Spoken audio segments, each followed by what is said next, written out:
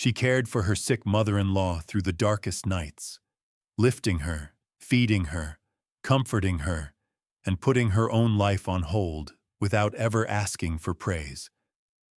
But the moment the older woman got better, everything she had done was brushed aside with one cold sentence. That was your duty. After months of sacrifice, heartbreak, and silence, one daughter-in-law reached the moment where she could no longer stay quiet. And what happened next changed the entire family forever. The first time Laura Bennett lifted her mother-in-law off a bathroom floor, the older woman wept with the kind of shame that made a room feel smaller. It was almost midnight. The tile was cold. A hand towel had been pulled halfway off the rack during the fall, and the little silver trash can by the sink had rolled into the doorway. Evelyn Bennett was 76 years old, proud, beautifully dressed even for grocery runs, and until that winter had been the sort of woman who never let anyone see her without lipstick. On the floor in her pale blue nightgown, one stocking twisted around her ankle, she looked less like the commanding matriarch Laura had known for 22 years and more like a frightened body suddenly betrayed by itself. Laura knelt beside her and kept her voice low. "Don't move yet," she said. "Just breathe." Evelyn clutched her wrist with surprising strength. "Don't let your husband see me like this."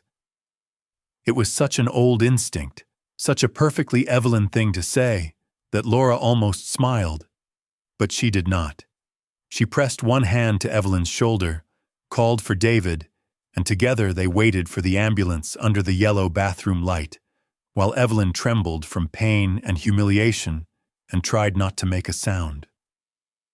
Months later, when the hip had healed, when the walker had been traded for a polished cane, when Evelyn was strong enough to sit at the head of a Sunday table again and critique the potatoes with her old sharpness, she would tell a room full of relatives that Laura had simply done what any good daughter-in-law ought to do.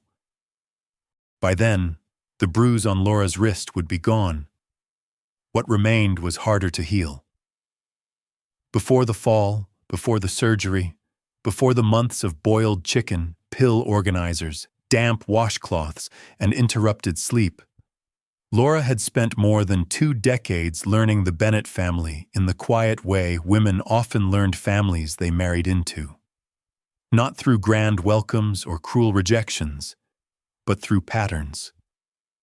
Patterns were what shaped a life long before anyone named them.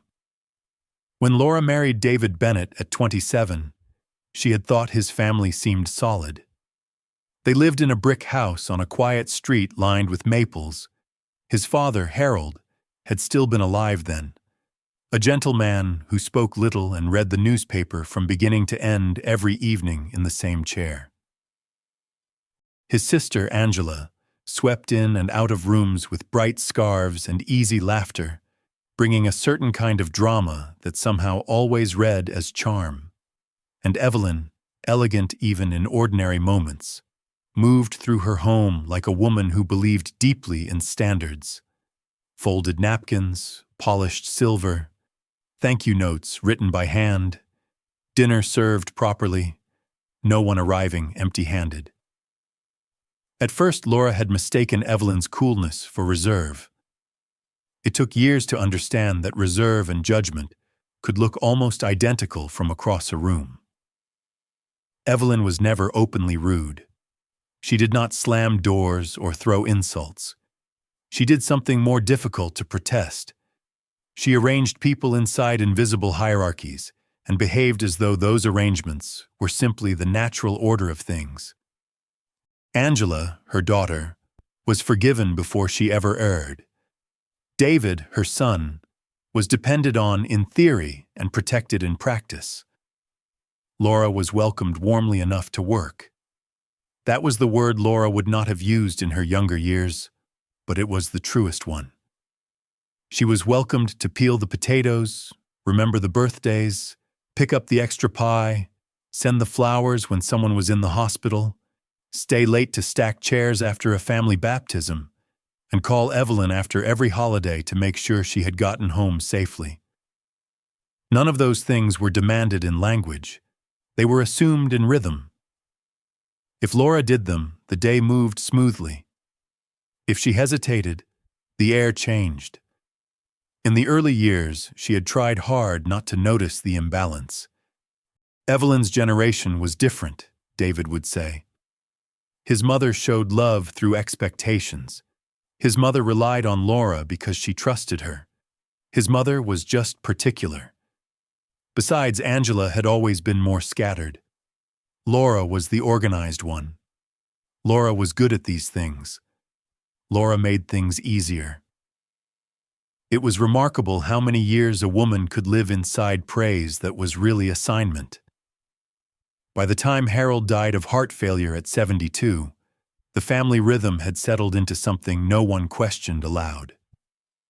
Angela was the daughter who meant well but got overwhelmed. David was the son who was steady but busy. Laura was the one who remembered what had to be done before someone said it.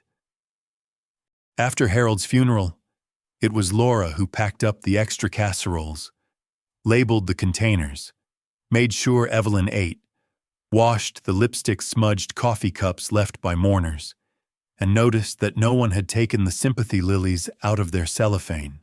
She remembered standing at Evelyn's kitchen sink that evening with her black dress sleeves rolled to the elbow, her feet aching, while Angela sat at the table crying into a napkin and telling everyone she did not know how their mother would survive alone.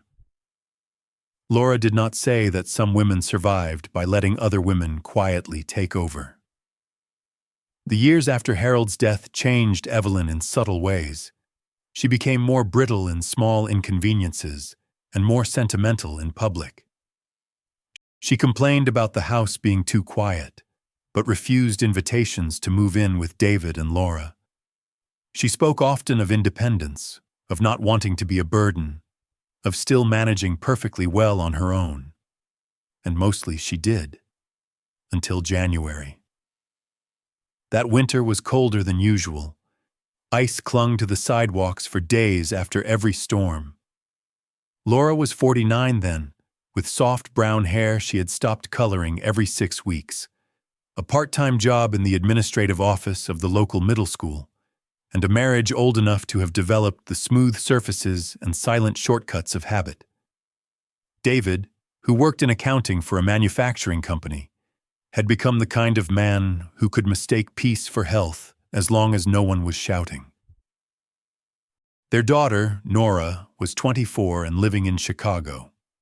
Their son, Ben, a senior in college, came home only some weekends. The house had grown quieter in the natural way houses did when children became occasional visitors instead of permanent weather. Laura had begun, in those years, to imagine a different shape for the second half of her life. Not a dramatic one. She was not asking for reinvention. She wanted a little more time that belonged to her, an extra hour on Saturday mornings. The book club she had stopped attending when Ben started baseball and never quite returned to. Maybe the full-time position that was rumored to be opening at the school office in the spring. She had even, one rainy October afternoon, allowed herself the small thrill of thinking she might apply. Then came the phone call just before midnight, David jerking awake beside her, Evelyn's neighbor saying there were lights on and no one answering, and then the bathroom floor, the ambulance, the fracture, the surgery, the rehab center that smelled faintly of lemon cleaner and old linen.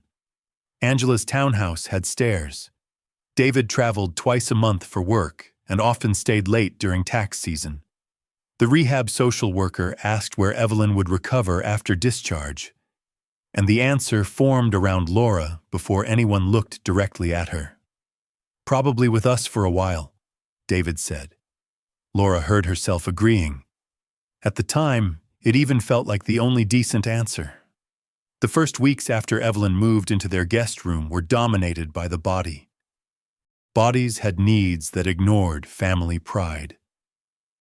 The pain medication made Evelyn groggy and sharp in alternating waves. The walker bumped into walls.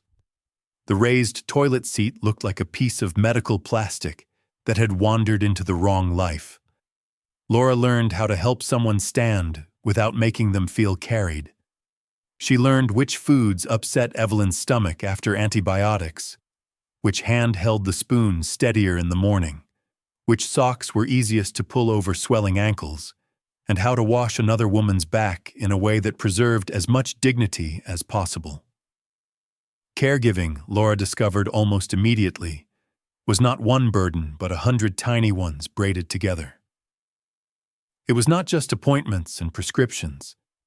It was listening for movement in the night. It was washing bed sheets before breakfast because the pain medication had made Evelyn sweat through them.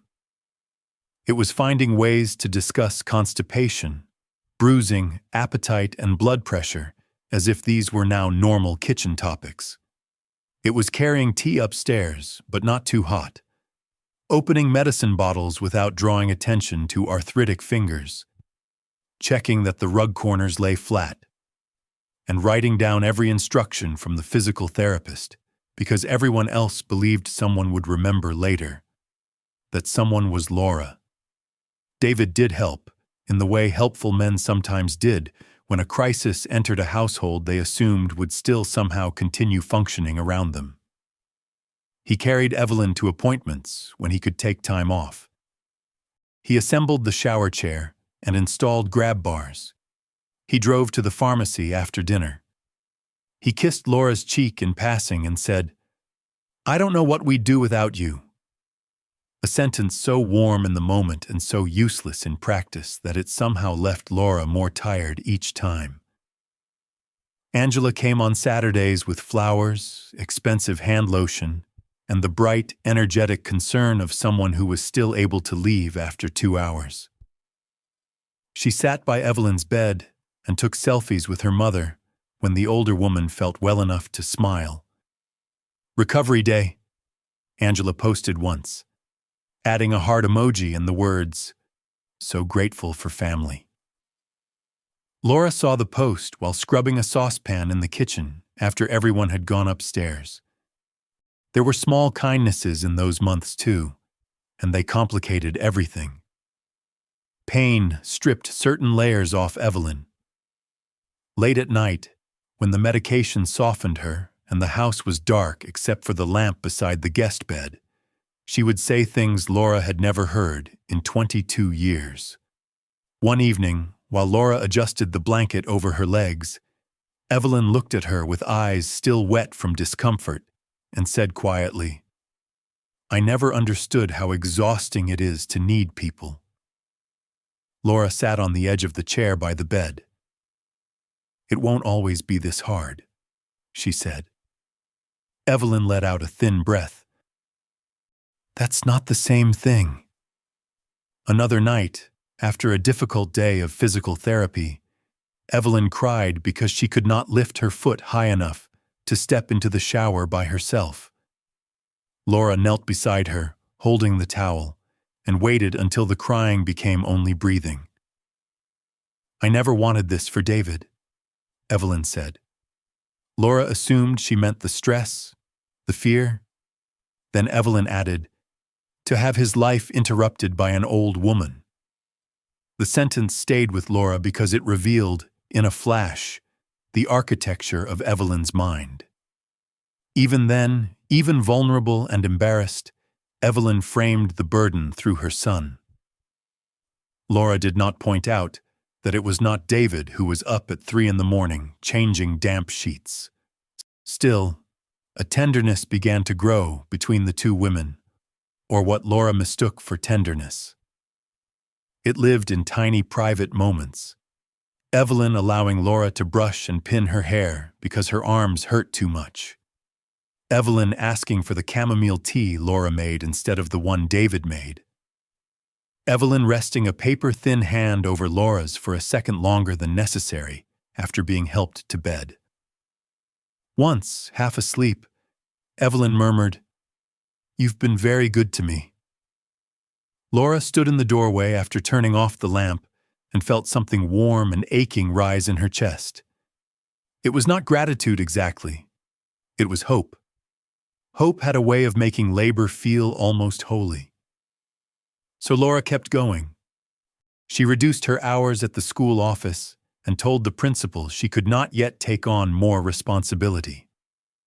She stopped going to Wednesday lunch with her friend Denise because afternoons were when Evelyn was most anxious. She slept lightly, listening for the guest room call bell David had bought online after a nurse suggested it. She learned to keep half an ear open even in the shower. In March, the school's full-time front office coordinator announced her retirement.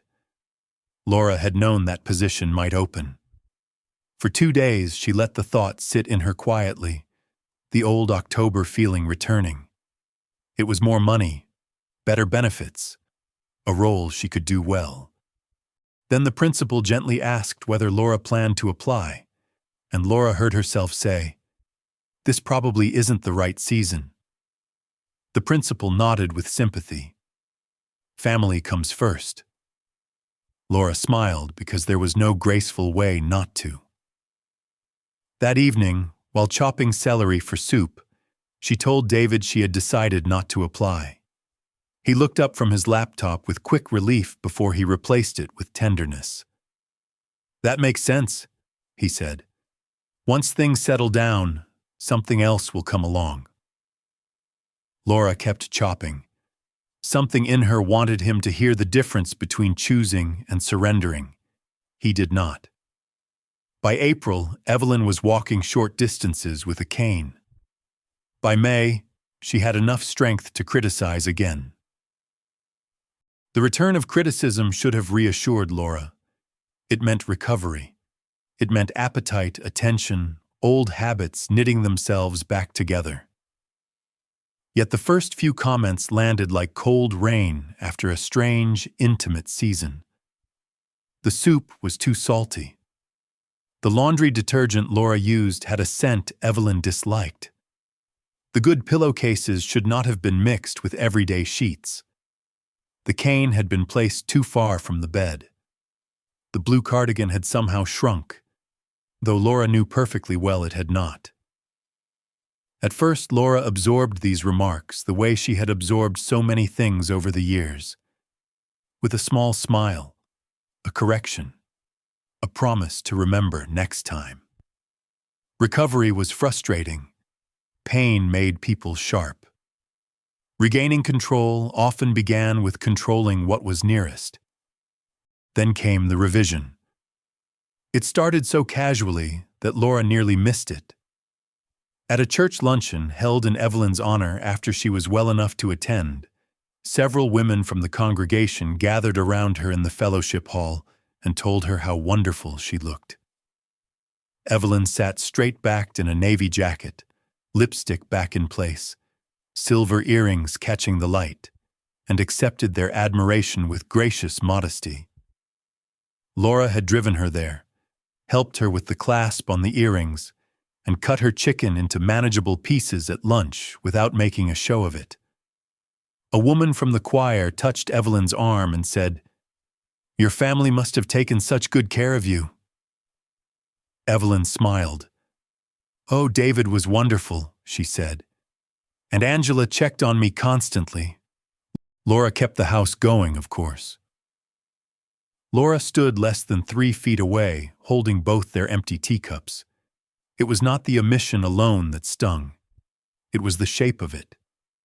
David had been named as caretaker, Angela as devoted daughter, and Laura as atmosphere.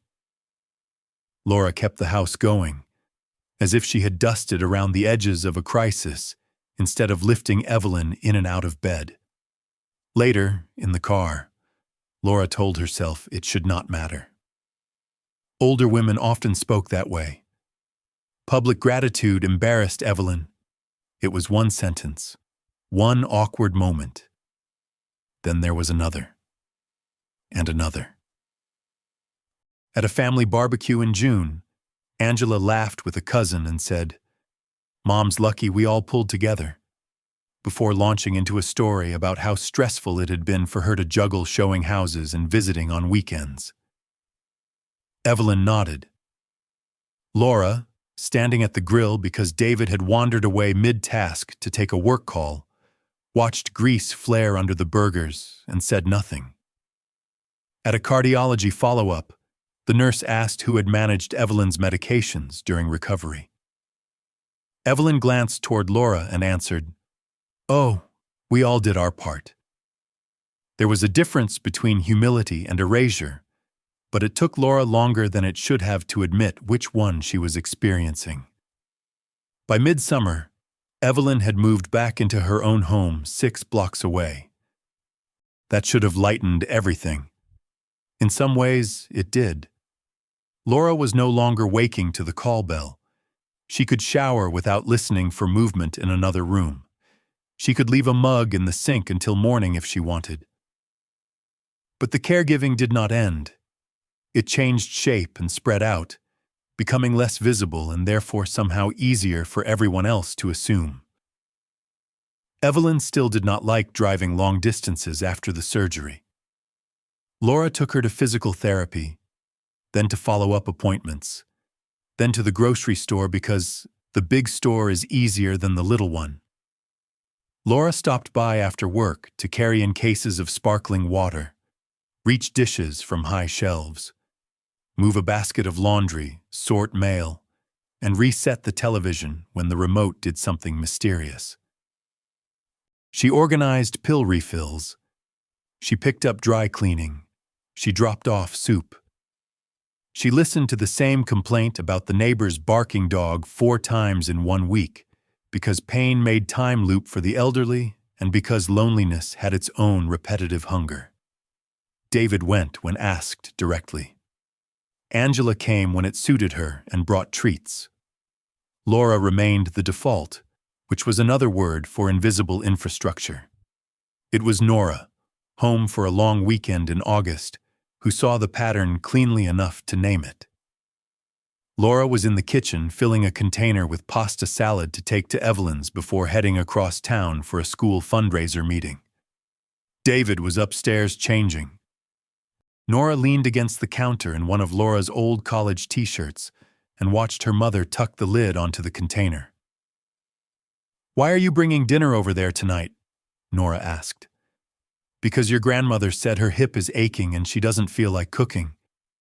"Then Dad can bring it." Laura reached for her keys. "He has that budget call at 7. Nora folded her arms. "He always has something." Laura set the keys down too hard. "He's under pressure at work." "And you're not?" The kitchen held still for a moment.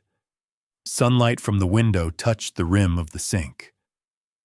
Laura looked at her daughter, really looked, and saw not accusation but bewilderment. To Nora, now old enough to live on her own and observe her parents as adults instead of inevitabilities, the arrangement did not look noble or natural. It looked unfair. Laura responded with the sentence she had been using in one form or another for years. "It's just for now." Nora's face changed in a way that made Laura wish she had not said it. "Mom," she said softly, "you've been saying that since I was 12. That night, driving home from Evelyn's with the empty container beside her, Laura cried for exactly 3 blocks and then stopped because the traffic light turned green and life, as usual, required her attention. The real damage of being taken for granted was not that it hurt once. It was that it taught a person to question the legitimacy of her own hurt.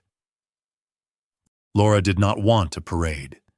She did not want gifts, speeches, or even repayment. If anyone had asked, she would have said that families should care for one another, and she would have meant it.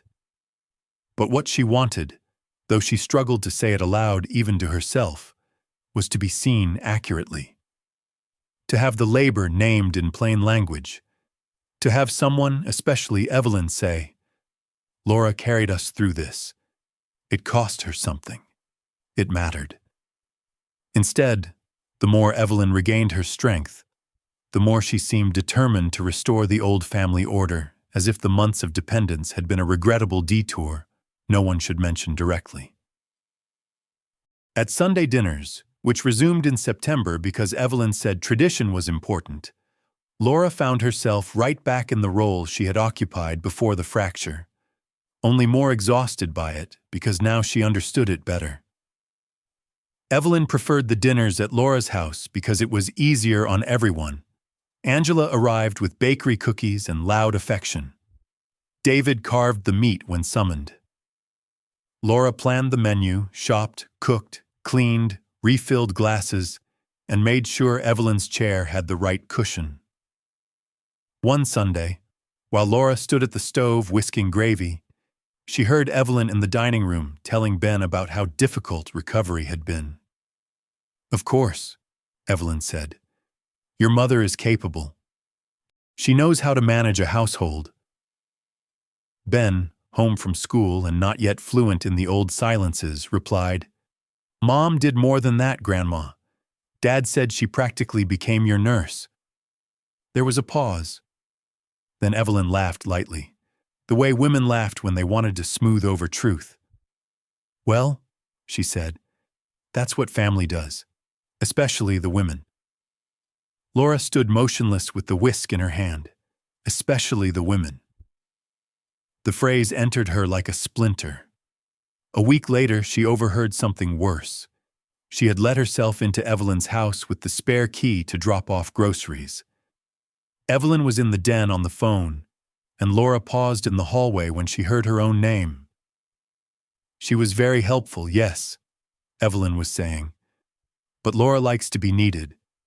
Some women do. And after all, she is married to my son. It isn't as though she were doing a favor for a stranger." Angela's voice crackled faintly through the speaker, too indistinct to make out words. Evelyn answered, "Exactly. A daughter-in-law has obligations. That's simply how it is." Laura stood in the narrow hall with 2 bags of groceries cutting into her fingers and felt, not sudden outrage, but something colder. A long interior settling, the kind that happened when hope finally lost its argument with evidence. She walked into the kitchen loudly enough to announce her presence, set the groceries down, and carried on as if she had heard nothing. When she got home, David was at the dining room table paying bills. Laura put her purse down and told him what Evelyn had said. He listened. He frowned. Then he made the mistake that would later divide their marriage into before and after. "She didn't mean it that way," he said. Laura stared at him. "You weren't there." "I know, but Mom has old-fashioned ideas. She probably just meant—" "I know what she meant." David pushed his glasses up his nose, already tired, already wanting the conversation to become manageable. "She's from another generation." Laura laughed once, a sound without humor. "That generation seems to cost me a lot."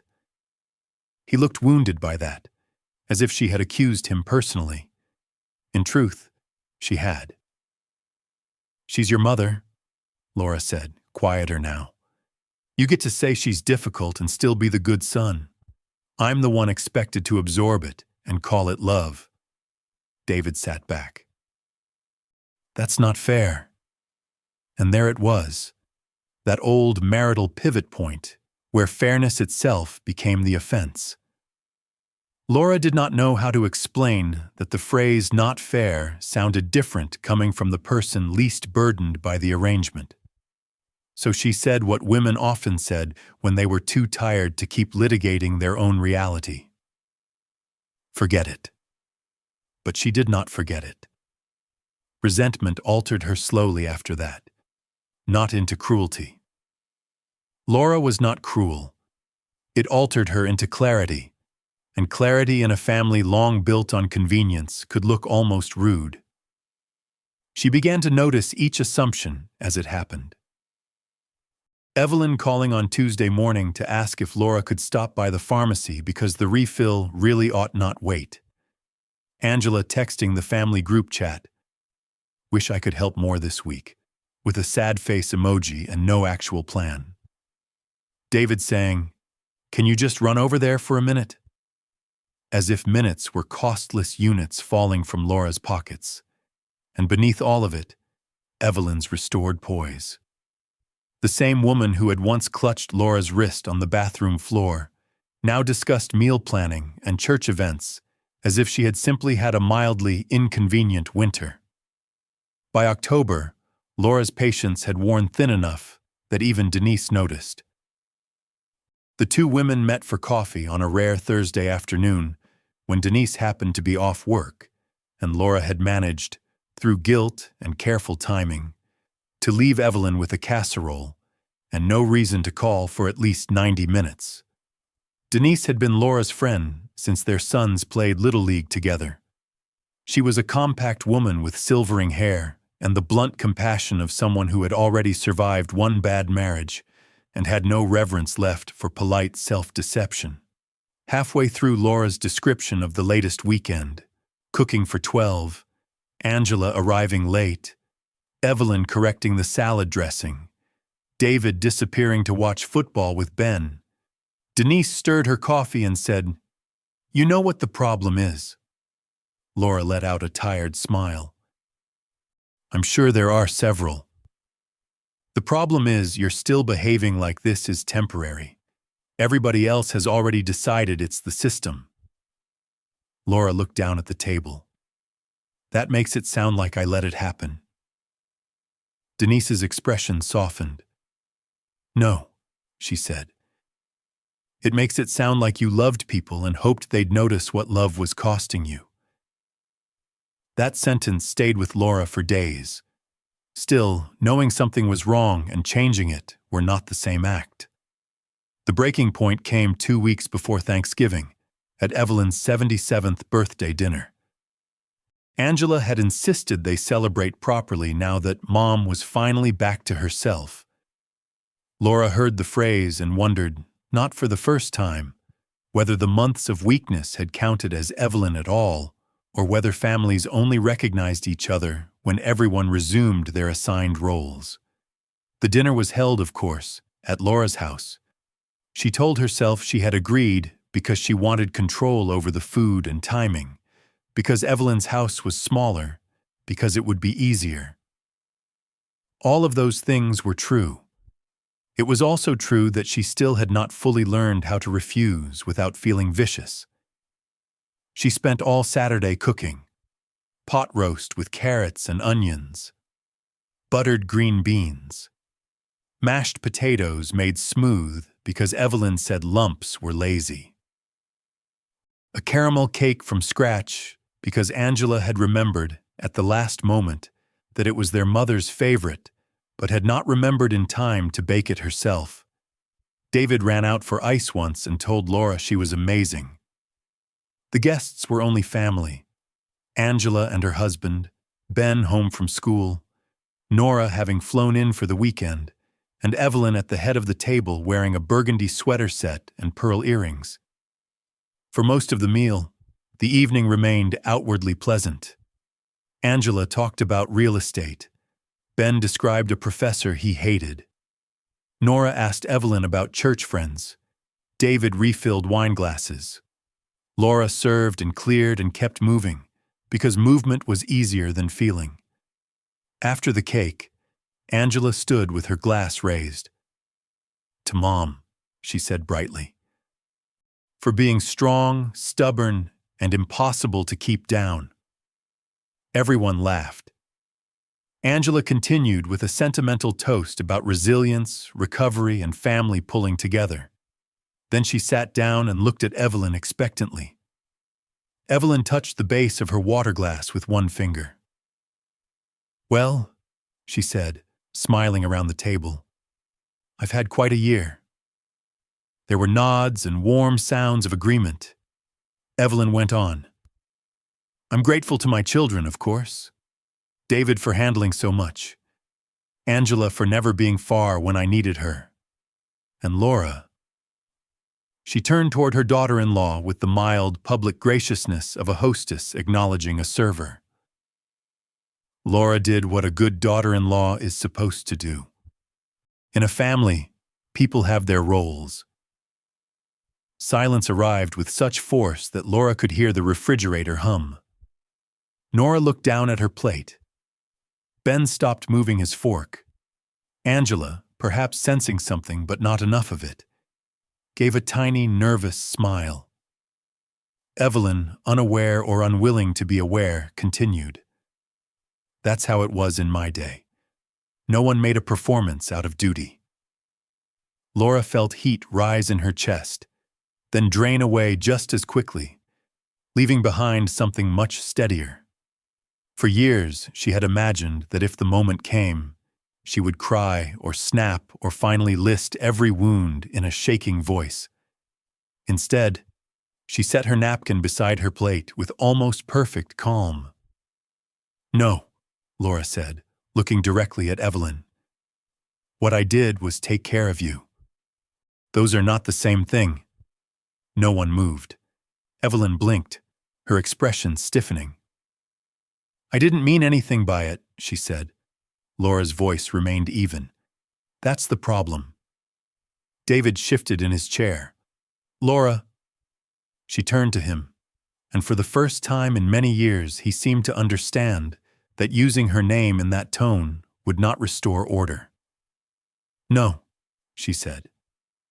"Not tonight." She stood, gathered the dessert plates one by one because leaving them there would have felt too theatrical, carried them to the sink, washed her hands, and went upstairs. She did not slam a door. She did not weep in the bathroom. She sat on the edge of her bed in the quiet and looked at the half-open closet until the sounds of forced conversation drifted up through the floorboards like bad weather. Later, when David came in, he looked like a man who had been handed a domestic crisis without clear instructions for resolving it. "She didn't mean to insult you," he said. Laura, still seated on the bed, looked up at him. "Do you hear yourself?" He rubbed the back of his neck. "She's old, Laura. She phrases things badly. She means them perfectly. That's not true." "It is," Laura said, and now her voice finally shook, not with rage but with exhaustion. "She means that what I did belongs to her. That because I married you, my time belongs to her. My body belonged to her when she needed lifting. My sleep belonged to her. My job belonged to her. My life bent around hers, and she calls that a role." David opened his mouth, then closed it. Laura kept going because if she stopped now, she might never say it this cleanly again. "And you let her. Every time. You let your mother turn my labor into atmosphere and call it love. You let your sister take credit for showing up with cookies. You let me be the one person this family can always reach for, because that keeps things easy for everyone else." "That's not fair," David said again, but weaker now. Laura stood up. "Then hear this clearly," she said. "I am done being the default. Your mother needs something, you handle it, or Angela handles it. I will not keep doing this while being told it is my place." David stared at her. "You can't mean that." She held his gaze. "I do. Sometimes marriages did not crack in explosions. Sometimes they cracked in the quiet, after a woman finally spoke in the plain language of limits." The next week tested whether Laura meant what she had said. On Monday morning, Evelyn called while Laura was at work. She needed a ride to physical therapy because the volunteer from church had canceled. Laura looked at the phone vibrating on her desk, then silenced it and texted David. "Your mother needs a ride. Please call her." He called back almost immediately. "I'm in the middle of a meeting." "So am I." "Can't you just do this one?" Laura closed her office door and lowered her voice. "This is exactly what I said would happen. You hear a need, and it comes to me first. Because you're better at this." The words slipped out before he could catch them. Laura leaned against the filing cabinet and shut her eyes. "No," she said. I'm just the one who's been doing it. David took his mother to the appointment. That evening he came home irritable and silent, as though the inconvenience itself were proof of injury. Evelyn had cried in the car, he said. She felt punished. Angela had a closing and could not help until Friday.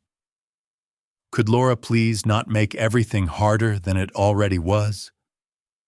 Laura listened from the kitchen while slicing peppers for stir-fry. What's hard, she said, is discovering that the family only functions when one woman disappears inside everyone else's needs. He did not answer. Over the next 2 weeks, the family system lurched and groaned under the weight of adjustment. Angela took 2 weekday appointments and complained bitterly about the scheduling.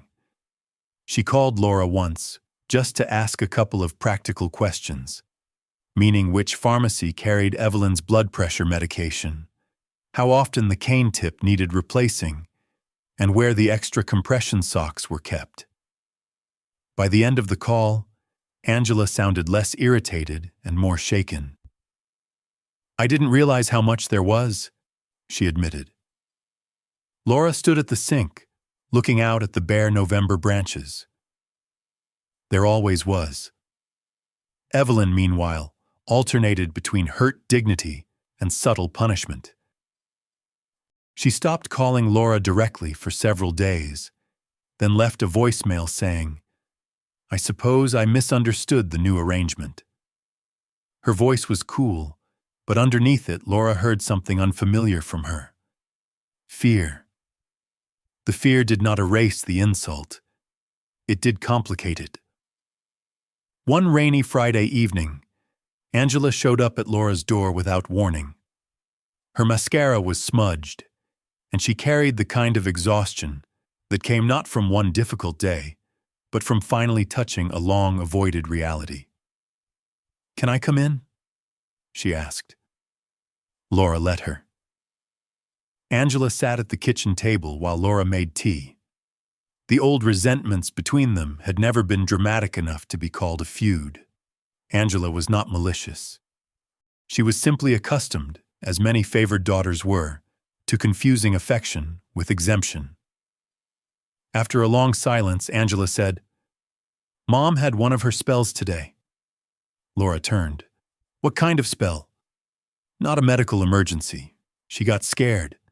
The physical therapist was late and she couldn't find the blood pressure cuff. And suddenly she was crying because she said nobody tells her anything and she doesn't know what she's supposed to do anymore. Laura set the mugs down. Angela rubbed her forehead. I stayed 4 hours. I had to call the pharmacy, reschedule her lab work, clean out her refrigerator, and somehow convince her to eat half a turkey sandwich. She looked up, her expression stripped of glamour and defense. How long were you doing all that? Laura sat across from her. Months, she said, and then not stopping. Angela swallowed. For the first time in all those years, she looked at Laura not as the competent in-law who would manage things, but as another woman who had been carrying something heavy without witnesses. She always said you were so good at it, Angela murmured. Laura let out a hollow breath. That isn't the same as valuing it. Angela stared into her tea. When Grandma Ruth lived with us for those years, Dad's mother, Mom did everything for her. Baths, meals, doctor visits. I remember hearing her ask Dad once if he thought his mother appreciated it. And Dad said... Angela stopped, as if hearing the sentence anew even after decades. He said, if it's family, appreciation isn't the point. Laura was very still. Angela continued. Mom repeated that line for years, like it was wisdom. And there it was, the deeper inheritance beneath the current wound. Not just rudeness, not just entitlement. A whole tradition of women taught to convert service into silence because asking for acknowledgement sounded selfish, and because men could afford philosophies built on labor they did not provide. Laura's anger did not disappear, but it shifted shape. It became less personal in one sense, and more tragic in another. She thinks gratitude makes the relationship transactional, Laura said slowly. Angela nodded. Or weak. Or unequal. I don't know. Maybe if she says thank you, then she has to admit she needed you. That struck something true. Evelyn had never minded being admired. She minded being exposed. The months after the fracture had placed her in Laura's hands in the most intimate, undignified ways imaginable. Laura had seen the swollen leg, the commode, the tears, the panic, the old woman under the polished one. Perhaps turning all of that into duty was not only about entitlement, perhaps it was also about survival. If Laura had merely performed a role, then Evelyn had not really been helpless. She had simply occupied her rightful place in a family system.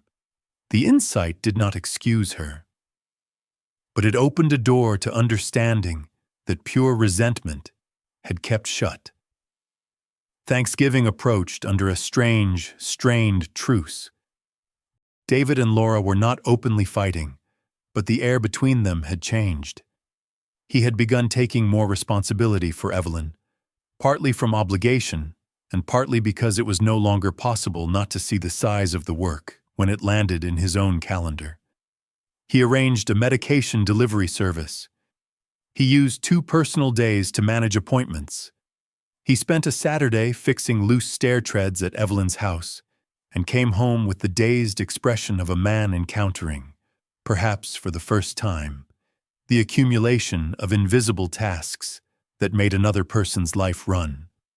That evening, he stood in the kitchen while Laura read on the couch and said quietly, "I should have understood sooner."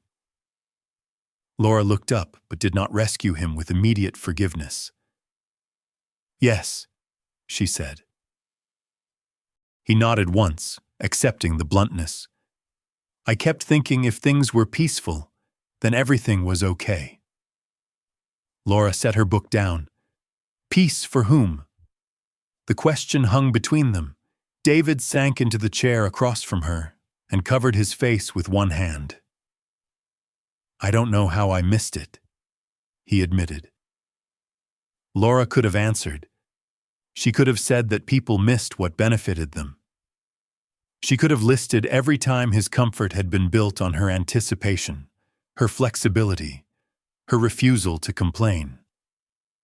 Instead, she said, "You didn't miss it.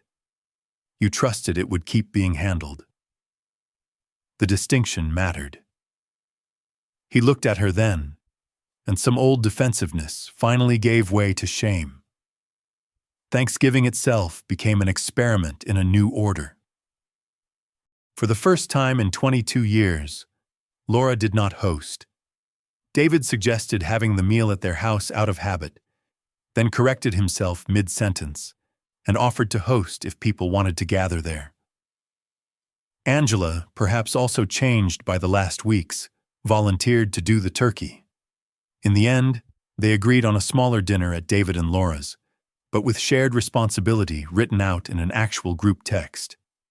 Angela brought stuffing and pie. David cooked the turkey and mashed potatoes. Ben, home from school, set the table without being asked twice. Nora came in from Chicago and kissed her mother with a look that said she had noticed everything. Laura made only cranberry sauce and a salad. It felt almost illicit. When Evelyn arrived, leaning on her cane in a dark green coat, she paused in the doorway as if sensing the altered atmosphere immediately. Not hostile, not cold, simply changed. Laura was not in the kitchen with an apron tied around her waist.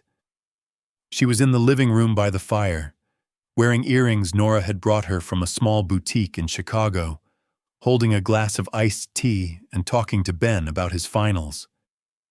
Evelyn looked from Laura to David, who was in the kitchen checking the turkey, and something unreadable crossed her face. During dinner, conversation remained cautious but civil. There were no speeches, no public wounds reopened. Angela complimented the turkey a little too brightly. Ben described campus housing problems. Nora steered everyone away from dangerous topics with the precision of someone who had inherited her mother's emotional radar. After dessert, Laura stood automatically to gather plates, then stopped herself. David stood first. "I've got it," he said. Ben rose beside him. "Me too." Angela followed with a stack of glasses. For one suspended second, Laura remained seated while everyone else moved around her. The sensation was so unfamiliar that it almost made her uneasy. Then slowly, it made her something else. Not triumphant, visible. Evelyn stayed at the table. Her hands, with their blue veins and thin gold rings, rested on the linen runner. When the room had thinned and the clatter of dishes moved into the kitchen, she spoke without looking directly at Laura. "You needn't feel obliged to help," she said. On the surface, it was an ordinary sentence. Underneath it lived a whole history. Laura answered carefully. "I know." Evelyn nodded once. The older woman's posture was still immaculate, but there was tiredness in it now that had not been there years ago. Aging had a way of making dignity and fragility share the same chair. A few days later, snow began to fall. Winter returned, carrying with it the anniversary of the original fall, and with that anniversary came an unease Laura had not expected. Memory lived in bodies, too. On icy mornings, she found herself checking her phone for missed calls before she was fully awake. When Evelyn's name appeared, Laura's shoulders still tightened first and relaxed second. Yet the distance held. David continued taking his mother to most appointments. Angela, no longer able to pretend that presence alone counted as help, began showing up in practical ways. She handled bills online. She hired a cleaning woman twice a month and framed it, not as failure, but as good sense. There were still complaints. Evelyn still preferred Laura's soup, Laura's way of arranging the medication tray, Laura's calm. But preference was no longer command. With some of the time returned to her, Laura did things so modest they would have seemed laughable to anyone measuring freedom in dramatic terms. She went back to book club. She took long walks in the late afternoon without announcing exactly when she would return. She applied, finally, for a new administrative position at the school district office. When she got an interview, she told David at dinner and watched his face change not with concern for scheduling, but with honest pride. "That's great," he said. "You'll be wonderful." She believed him enough to say thank you. In February, almost 13 months after the bathroom floor, Laura drove Evelyn to a follow-up appointment because David had come down with the flu and Angela was out of town for work. Laura agreed without much internal struggle, which surprised her. Boundaries, she was learning, were not the same as cruelty. She could help when she chose. The point was that she now had choice. The appointment ran late. By the time they returned to Evelyn's house, dusk had settled blue along the street.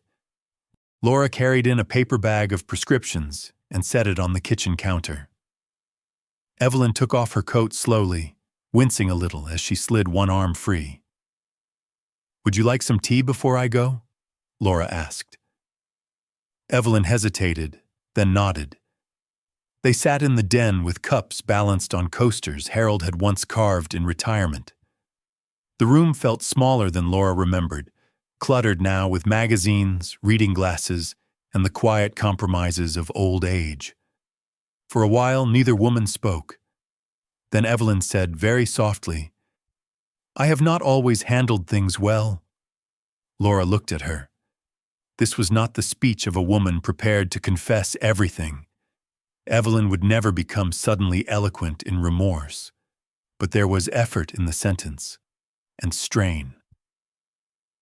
When I was sick, Evelyn continued, still looking at her teacup, I hated needing help. I hated what you saw. Laura said nothing. Evelyn's fingers tightened slightly around the porcelain. You were kind to me in ways that were difficult. She paused, searching for language that did not come naturally to her. When I was stronger, I wanted things to go back to how they had been.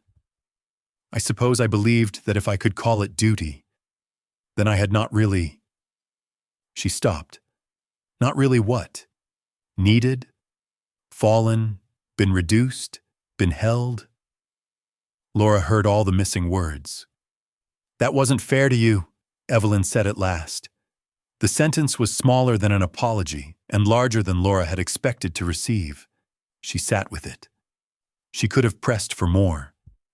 She could have named the birthday dinner, the years before the fall, the way women handed down harm wrapped in duty and called it tradition. All of it would have been true. Instead, Laura asked the only question that mattered now.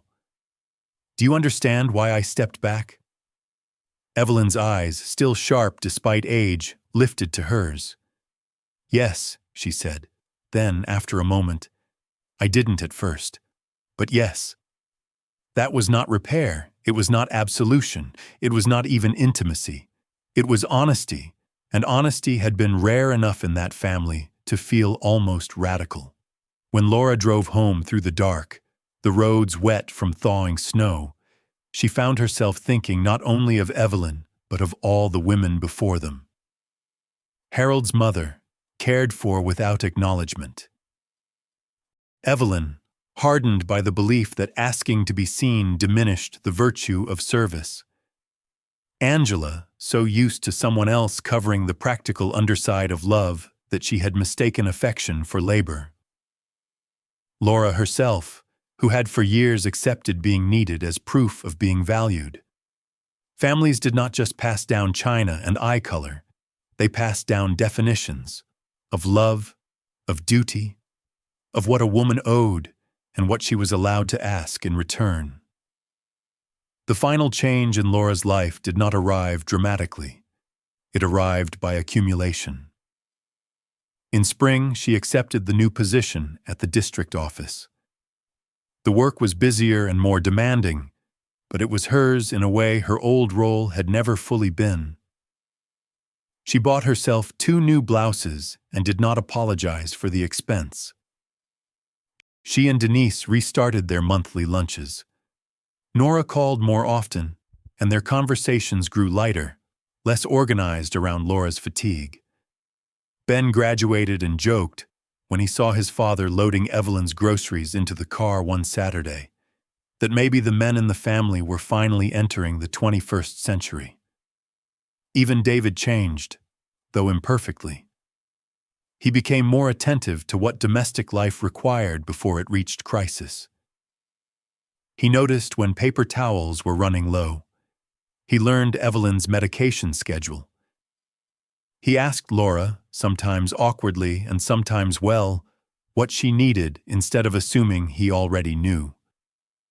There were still old reflexes in him, old comforts that resurfaced under stress. Long marriages did not transform overnight. But a fault line once exposed was hard to ignore forever. As for Evelyn, she remained herself. She still corrected recipes. She still had opinions about proper table settings and people who did not send thank you notes. She still loved Angela with the easy softness reserved for daughters and relied on David with the old faith of mothers and sons. But with Laura, something had altered. The entitlement did not vanish completely, but it lost its innocence. The next Thanksgiving, Laura hosted again by choice. That choice changed everything about the day. She hosted because she wanted the family in her home, because Nora was bringing a serious boyfriend from Chicago, because Ben had started his first job nearby and was hungry all the time, because she liked her own dishes and her own table. But this time she set terms early. Angela brought dessert and 2 side dishes. David handled the turkey and cleanup. Ben picked up Evelyn and helped her with the front steps. Nora arrived the day before and chopped vegetables while telling stories that made Laura laugh hard enough to lean on the counter. The house smelled of sage and butter and coffee.